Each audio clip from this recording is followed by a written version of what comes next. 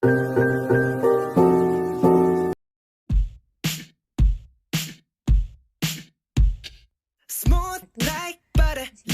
membahas tentang pengertian filsafat. Pertama, apa sih itu filsafat? Saya akan menjelaskan filsafat berasal dari bahasa Arab yang dikenal dengan falsafah dan bahasa Inggrisnya filosofi. Secara etimologi, kata filsafat berasal dari bahasa Yunani yaitu filosofia yang terdiri dari dua kata yaitu philein yang berarti love atau cinta dan sophia yang berarti kearifan atau kebijaksanaan. Sehingga secara etimologi, filsafat berarti cinta kebijaksanaan atau love of wisdom. Ada beberapa para ahli yang telah mendefinisikan filsafat, di antaranya Plato, Aristoteles, Al-Farabi, Descartes, dan Hasbullah Bakri. Saya tertarik akan menjelaskan tentang filsafat yang diartikan oleh para ahli yaitu Plato, yang dimana pada 427 sebelum Masehi sampai dengan 348 sebelum Masehi. Filsafat adalah ilmu pengetahuan yang berminat mencapai kebenaran yang asli. Itu adalah menurut Plato. Jadi, filsafat itu ialah pengetahuan yang mencari kebenaran. Dan juga menurut Hasbullah Bakri yang menyatakan filsafat ialah ilmu yang menyelidiki atau segala sesuatu yang mendalam mengenai ketuhanan, alam semesta dan manusia sehingga dapat menghasilkan kebenaran. Itu adalah menurut Hasbullah Bakri. Dan satu lagi saya akan mengambil pendapat dari Al-Farabi, yaitu filsafat adalah ilmu pengetahuan tentang alam maujud, bagaimana hakikat yang sebenarnya. Filsafat adalah usaha untuk memahami dunia dalam hal makna dan nilai-nilainya.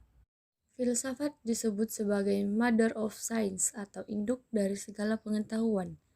Dikatakan demikian karena filsafat sendiri memiliki arti sebagai ilmu pengetahuan yang dimiliki manusia, di mana filsafat dibagi menjadi dua bagian, yaitu filsafat teoritis dan filsafat praktis.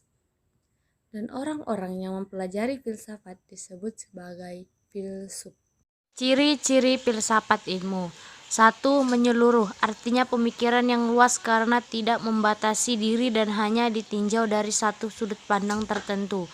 2. Mendasar, artinya pemikiran yang dalam sampai pada hasil yang fundamental atau esensial objek yang dipelajarinya sehingga dapat dijadikan dasar berpijak bagi segenap nilai dan keilmuan. Yang ketiga, spekulatif, artinya hasil pemikiran yang diperoleh dijadikan dasar bagi pemikiran selanjutnya. Objek kajian filsafat ilmu. Dalam hal penelitian, objek penelitian filsafat ilmu tentu lebih luas daripada objek penelitian seni atau ilmu.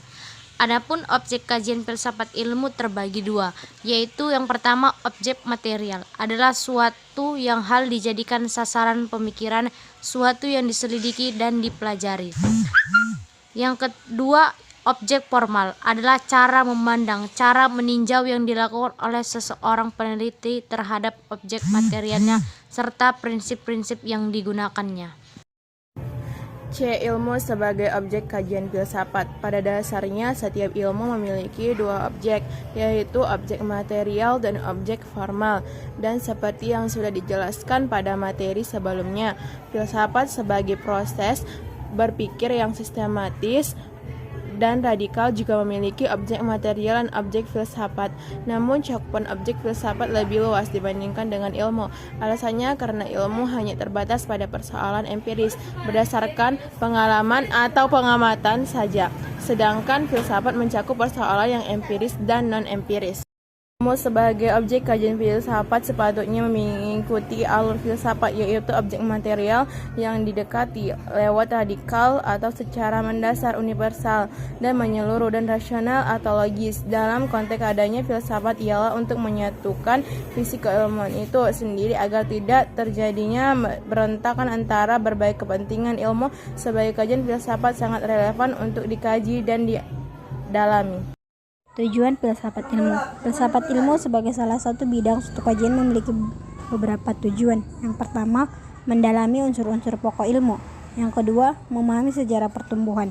Yang ketiga, menjadi pedoman para dosen dan mahasiswa dalam memahami studi di perguruan tinggi. Yang keempat, mendorong para calon ilmuwan untuk konsisten dalam mendalami dan mengembangkannya. Yang kelima, mempertegaskan bahwa persoalan sumber dan tujuan antara ilmu dan agama tidak ada pertentangan. Yang keenam, untuk mempertegas bahwa ilmu dan teknologi adalah instrumen atau alat, bukan suatu tujuan.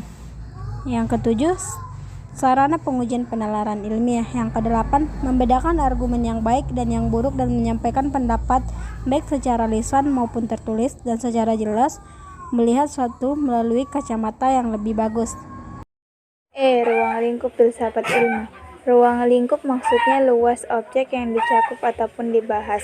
Untuk mengetahui apa-apa saja ruang lingkup filsafat ilmu, kita harus mengetahui bahwa filsafat ilmu dapat dipahami dari dua sisi, yaitu satu, filsafat ilmu sebagai disiplin ilmu.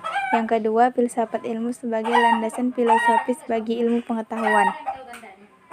Landasan filsafati ilmu di perguruan tinggi. Secara leksikal, landasan merupakan tumpuan atau dasar suatu alas yang menjadi tumpuan tempat pijakan atau titik tolak atau dasar pijakan. Sedangkan kata filsafat atau filosofi bersumber dari bahasa Yunani, philein berarti mencintai, dan sophos atau sophis berarti hikmah, arif atau bijaksana.